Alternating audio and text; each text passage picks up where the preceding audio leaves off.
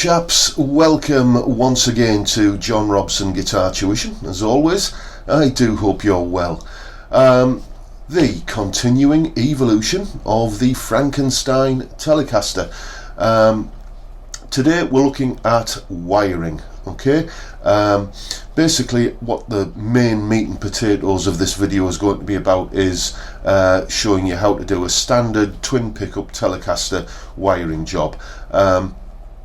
All of the information on this in this guide is taken from this diagram, which I got from Fender's website. So this is the way that Fender recommend that you do it. The only problem I think with this diagram, or with any diagram like that to be fair, is that if you're not particularly experienced at doing guitar wiring, or any kind of wiring for that matter, it can look a little bit daunting, a little bit like trying to unpick a map of the London Underground. So what I've done is I've taken all the information in that diagram and broken it down into a series of steps, you know, kind of solder this wire, then solder this wire, and so on and so on. So hopefully it's all nice and clear. After I've shown you how to do the standard Telecaster wiring, we're going to continue on to show you how I'm going to wire in the iron gear steel twin bridge single coil pickup for a Telecaster, which if you saw the video on that I did I think a couple of weeks ago, you will know that it's basically got like an inbuilt switchable boost by adding more coils to the adding more winds to the coil basically. So we'll be looking at that. I'll be showing you what kind of switch you need for this, and what the differences are between the various different types of switch that you can utilize for different functions on a guitar. Right then, so I guess it's time to get down to it. Oh, I will just mention here that I'm putting a link in the description to a PDF version of this guide, so you don't have to kind of solder along with the video. You know, you can download it and do it at your leisure. And there's also links to the iron gear steel twin pickups and Axis R Us, where you can buy pretty much all of the components that I've used here. The only thing that you can't get from Axis R Us is this rather funky looking mahogany control plate, which I just think looked rather cool, so I decided to go with that, and walnut control knobs. But if you're just going to use a standard Telecaster control plate, you can get that and all the rest of the components from Axis R Us, and the link is in the description. Right, so let's get down to it. Here's how you wire up a Telecaster. Okay, here are the pots and the switch just mounted into the control plate. Now, if you are using a standard Telecaster control plate, you can kind of ignore what I'm about to say. But if, like me, you're using some non-conductive material, like in this case mahogany, or you can get some Telecaster control plates made out of pickguard or scratch plate material that will match the corresponding scratch plate on your guitar, then what you will need to do is cover the underside of the control plate with some kind of conductive material. As you will see in the final photograph where I show you it all finished, what I've used is just basically some heavy duty kitchen foil stuck on with contact adhesive. It works as well as anything else, to be honest with you. I left it out of these diagrams that we're going to go through now, mainly for the sake of clarity. Basically the light was bouncing off it and causing things to not look as clear as I wanted them to be for explanation purposes. Anyway, let's get cracking now with the wiring. What we're going to do is take these two terminals on the switch that you can see in the bottom left hand corner of the screen, and we're going to wire those two together. Next, we're going to take these two terminals and wire those together. Then we're going to take that pair of terminals and join them up like that. Then from that bunch of terminals that we've all kind of connected together, we take another wire and connect that to this lug on the volume pot.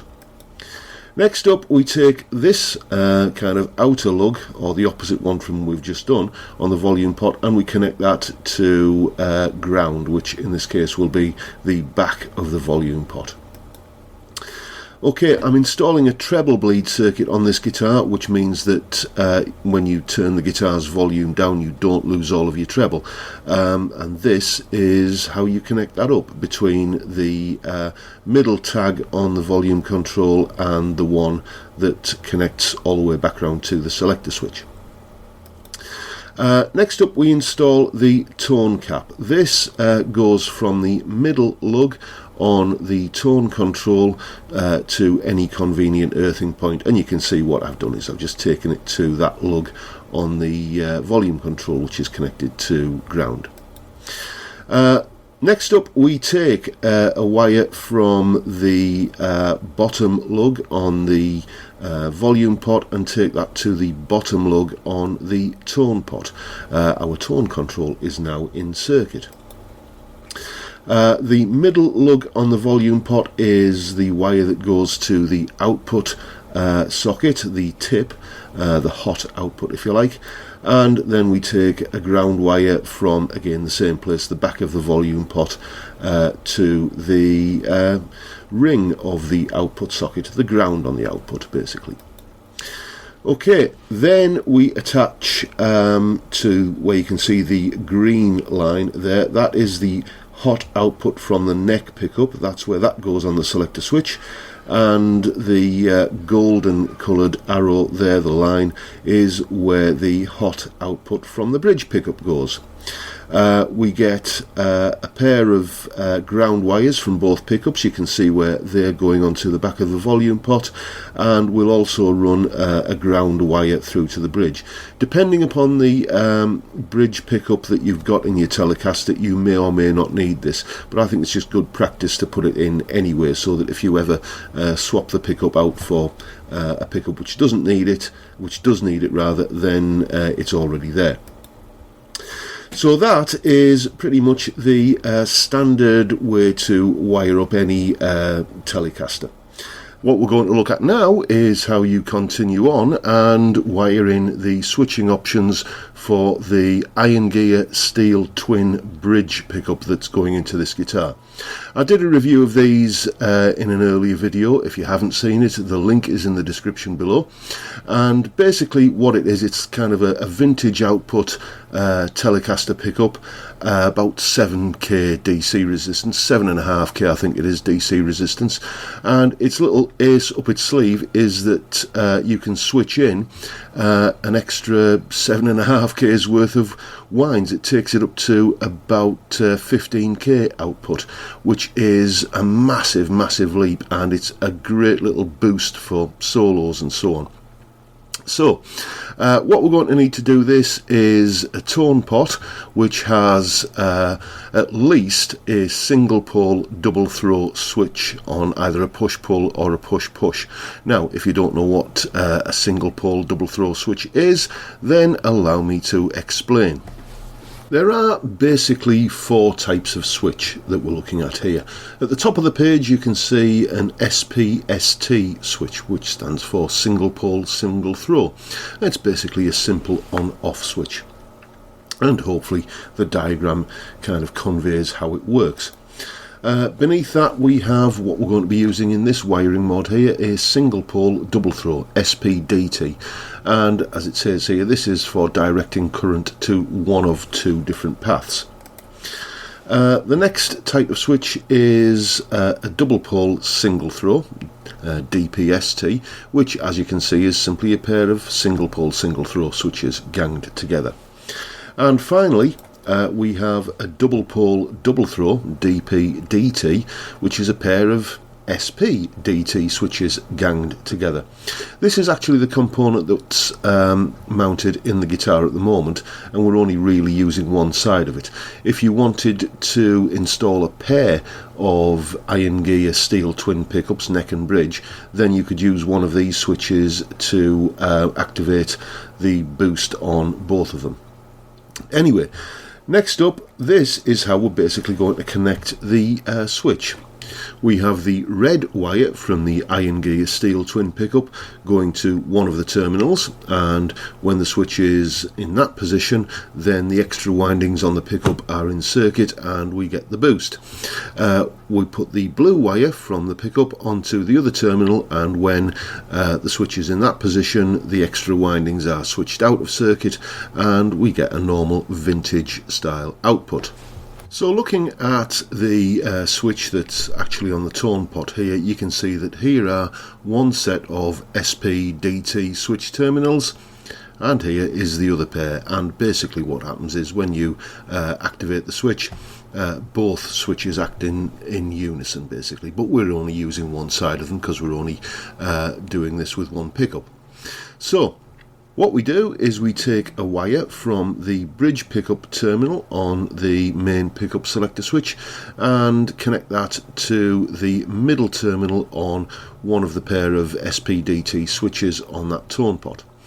Then we take a blue wire from the I'm going to call this the bottom lug because it's at the bottom when it's mounted in the guitar. We take a wire from there and that goes to the blue wire on the steel twin pickup. And finally we take a red wire from the steel twin pickup and connect that to the remaining terminal on that switch on that side of the pot. And then it's simply a question of putting your ground connections on for both your bridge pickups, and then you're good to go really. That's it all wired up and ready to rock. And when it's finished, it looks like this. You can possibly trace all of the wiring there if you've got nothing better to do, but basically trust me, that is wired up as per that diagram. You will see that I have put open-ended wires leading to the steel twin pickup. I've labelled them steel twin red and steel twin blue. The one that's labelled steel twin blue is actually a white wire because I didn't have any blue wire to use. But these will be connected to the pickup leads via Molex type push connectors for easy pickup changes in future. I'll also do this with the neck pickup lead when I wire the pickups in. This little washer here, this is a nice little trick. A lot of the time when you are wiring in pickups, you have to do an awful lot of ground connections, and usually that is to the back of one of the pots, and if you apply too much heat to the back of a potentiometer, then what that can do, it can actually damage the component. So what I usually do is wire one main connection from the back of the volume pot like you've got here, and then just put some sort of terminal here. I just had a washer lying around that I used, and then that is where all of the ground connections from the bridge, the pickups and from the output socket will eventually end up going to, so I'm not continually applying heat to the back of the volume pot and potentially damaging it. And there you have it. Guitar is now wired up. Okay, now then, hands up who spotted a couple of bloopers in that clip. When I said both bridge pickups, I did of course mean both pickups and the bridge when we were talking about ground wires. And this is what I've ended up with, and this is what you can end up with if you follow that guide. That's pretty much it really. That's how you wire up a Telecaster, and that is how you wire in the iron gear steel twin Telecaster bridge pickup. Hope you found this useful and informative, and if you want to go through it again at your own leisure, don't forget you can download the step-by-step PDF guide from below this video. Before I go, I will just mention of course that there is a contest running on this channel where you can win a rather fabulous little Zoom multi-effects pedal. It doesn't look like much, but by crikey it does make some nice sounds. Again, a link to a couple of demonstrations of this pedal in the description box below. If you want to win this pedal, all you've got to do is record a cool solo.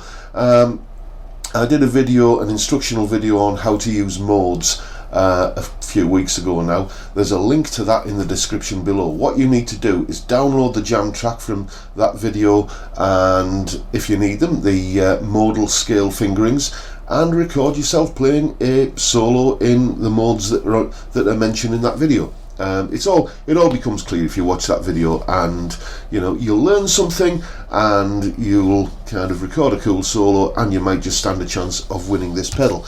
Incidentally, this pedal was donated to Guitars for Good Causes by a very generous viewer to this channel, who, once again, you know who you are. Thank you very much for this. If you don't know what Guitars for Good Causes is, it's a charity campaign I'm running where basically people can donate money to the GoFundMe page that I'm running, link in the description. Or like this guy, he donated a pedal that he wasn't using anymore, and basically I then review that equipment on this channel. After it's been reviewed, it gets auctioned off, with proceeds going to Zoe's Place Baby Hospice, which is a charity in Middlesbrough which provides palliative, respite and end-of-life care to children under 5 with terminal illnesses. A fantastically worthy cause, and I'm very proud to say that we've raised over £2,000 for these guys already, so let's keep the ball rolling, shall we?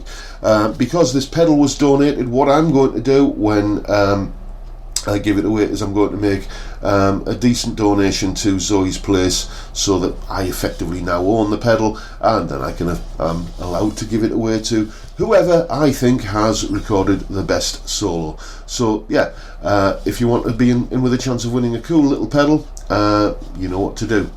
And I'll just close now by saying that if you would like some tailored one-to-one guitar tuition, then get in touch with me via the details at the end of this video, which is also where you send your competition entries to, by the way.